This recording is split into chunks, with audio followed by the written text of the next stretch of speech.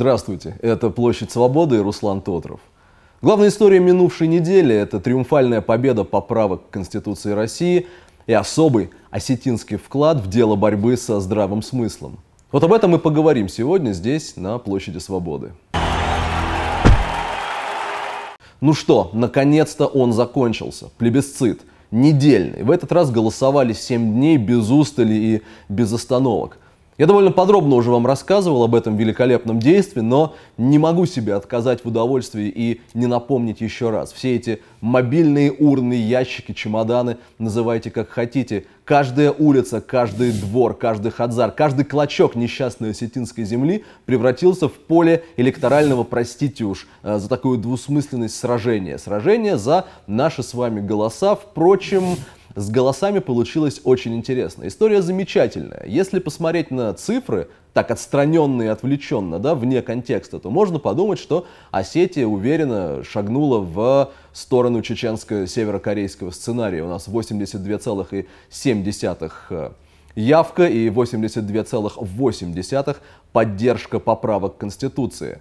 В любой другой ситуации можно было бы сказать, что руководители маленькой, но гордой Горской республики сработали на отлично и уж теперь наверняка получат свои заслуженные ковришки от федерального центра. Но есть нюансы. Дело в том, что Северная Осетия, с одной стороны, всего лишь на 25-м месте в стране по уровню поддержки поправок, то есть вдумайтесь, в 24 регионах было еще веселее. А с другой, и вот здесь мы переходим плавно к Северному Кавказу, в рамках СКФО мы последние. Это звучит немножечко страшно для серьезных товарищей из Серого дома, но 82,8% одобрения поправок – это всего лишь уверенное последнее место на Северном Кавказе. Ну хорошо. Чечня с ее 98 почти процентами – это отдельная история, спасибо, что не 110. Крым 90, практически Дагестан 89 и так далее.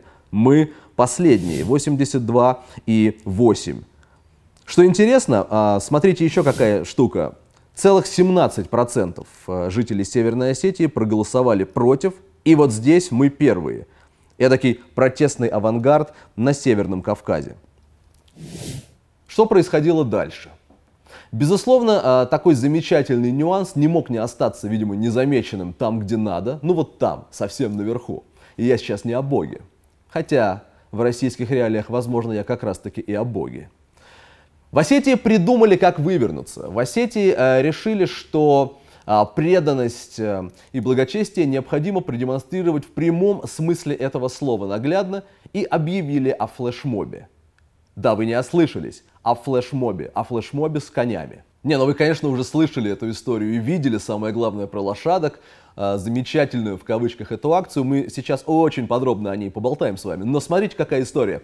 Для начала я очень хочу процитировать релиз пресс-службы главы правительства Северной Осетии, потому что каждое слово в этом замечательном документе – песня. Итак, прямая цитата. «Наездники отправятся к Осетинскому театру и далее через проспект Мира к Площади Свободы». Ну вот не той, где мы с вами, а вот настоящей Площади Свободы. Их встретят уважаемые старшие с традиционными 3 пирогами. Конец цитаты. Теперь давайте непосредственно к флешмобу. Опять же, вы все это уже видели, я просто хочу показывать вам видео и цитировать государственное осетинское телевидение, потому как, опять же, каждое слово вполне может быть отлито в граните или в мраморе, кому как удобнее. Опять прямые цитаты. Наездники с российским и осетинским триколорами проскакали от мемориала славы к Осетинскому театру, а затем через проспект Мира к Площади Свободы. Сейчас моя любимая часть. На центральной площади Владикавказа их встретили молодежка ОНФ и волонтеры-медики, а участник ансамбля Кубады Валерий Куроев обратился к собравшимся на осетинском языке, отметив важность принятых поправок в Конституцию. На площади прозвучали гимны России и Северной Осетии. Мне хотелось встать на первом же слове, когда я это начал читать, потому что торжественность момента просто, невыносимая, как вы сами понимаете. Такой вот флешмоб у них получился, видите ли. Все смешалось там, волонтеры, люди, кони, танцы, песни, пляски, пони. Слушайте, кто это придумал? Наверное, главный, а возможно единственный вопрос, которым задаются все здравомыслящие люди. Кому пришло в голову вот это, где это 3 заглавные буквы?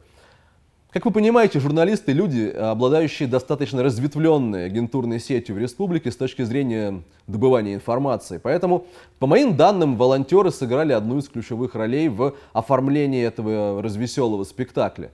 Вообще, это совершенно отдельная такая публика, отдельная категория, которую я называю еще личинками чиновников. Личинка чиновника – это молодой человек, который безумно стремится занять какую-то номенклатурную должность.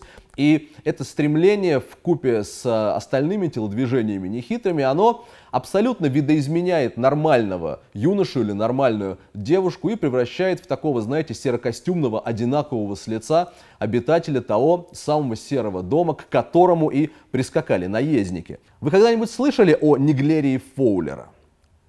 Я думаю, что нет, и слава богу. Неглерия Фоулера – это такая одноклеточная амеба, которая проникает в мозг человека и разрушает его до основания в довольно рекордные сроки. Мне кажется, только человек, подверженный атаке этой одноклеточной субстанции, мог придумать вот это вот позорное во всех отношениях действо, которое в субботу утром имели несчастье лицезреть несчастные горожане. Слушайте, это не двойные, это тройные стандарты. Я просто хочу напомнить, что в Северной Осетии до 10 июля действует установленный главой Вячеславом Бетаровым режим самоизоляции. Это раз. Номер 2. Какие уважаемые старшие? И я сейчас не о том, кто нарек их уважаемыми, это вообще отдельная история. Какие уважаемые старшие с пирогами на площади Свободы в разгар режима самоизоляции? Вы что? Хотите, чтобы ваши лошади и поправки убили цвет нации? Снова о стандартах. То есть вот флешмоб с 30 всадниками и одной девочки на маленькой пони. Вот сейчас вы ее видите, я не мог это не показать, потому что, в принципе, только ради этого, мне кажется, стоило затевать весь театр абсурда. То есть 30 всадников на улицах города и на площади – это можно, с пляской и с приветственными словами. А, допустим, автомобильный пробег в поддержку Георгия Гуева администрация Владикавказа рекомендует перенести. Но для тех, кто не в теме, Георгий Гуев уже год, чуть больше даже, томится в столице в застенках. Его арестовали по обвинению в финансировании терроризма. Там сначала предъявили 50 миллионов рублей. Сейчас сумма снизилась до, только не смейтесь, пожалуйста, 7200 рублей. Вот в поддержку Георгия ребята хотели устроить автопробег, но мэрия Владикавказа настоятельно рекомендовала. Впрочем, вот посмотрите сами. Салам алейкум, всем доброго вечера. Ребята, к нам обратились сотрудники АМС, администрации города Владикавказа, в связи с тем, что глава продлил карантинные мероприятия до 10 числа, попросили о том, чтобы мы перенесли нашу запланированную акцию поддержки Гуева. И мы, как законопослушные граждане, переносим эту акцию, чтобы не возникало никаких споров с администрацией, с законом у тех, кто будет принимать в этой акции участие. Не нужно быть докой каким-то или пророком, чтобы понимать, мэрия Владикавказа не звонила организаторам конного флешмоба. Вот уж точно не звонила. Этим можно, понимаете, а тем нет. Не хочется распаляться дальше и не хочется продолжать в сравнении, но я совершенно не могу не отметить вот еще что. На прошлой неделе мы довольно гневно, но вполне себе справедливо рассуждали о том, что североосетинские власти, то есть официальные, да, Владикавказ, практически проигнорировали столетие геноцида осетин. Там был вот небольшой пост главы республики в Фейсбуке, и все. Флешмоб, который состоялся во Владикавказе около Осетинского театра, провели просто энтузиасты. Вот ребята собрались и зажгли свечи. Вот вы сейчас видите. Самое интересное, что на этом мероприятии в прямом смысле слова полицейских, кстати, было больше, чем участников акции. Ну да ладно, я к чему? Получается, что мы забываем о геноциде, да, как республика, как официальная власть. Мы настоятельно просим отменять и переносить разные акции поддержки, но конный флешмоб за поправки? Нет. Это абсолютно якорное мероприятие в республике. Плевать на коронавирус, плевать на режим самоизоляции. Надо полагать, что все люди, которые принимали участие в этом действии, они как минимум тефлоновые, да? Пользуясь языком мастера криминальных романов Марио Пьюза. Ну и завершая описательную часть этого флешмоба, я не могу не отказать себе в удовольствии заметить, что что-то пошло не так с так называемыми уважаемыми старшими. Судя по всему, их не было, как не было и пирогов, и слава богу. Слушайте, мне безумно надоело видеть, как сакральные для любого осетина символы просто испоганивают и опошляют на ровном месте.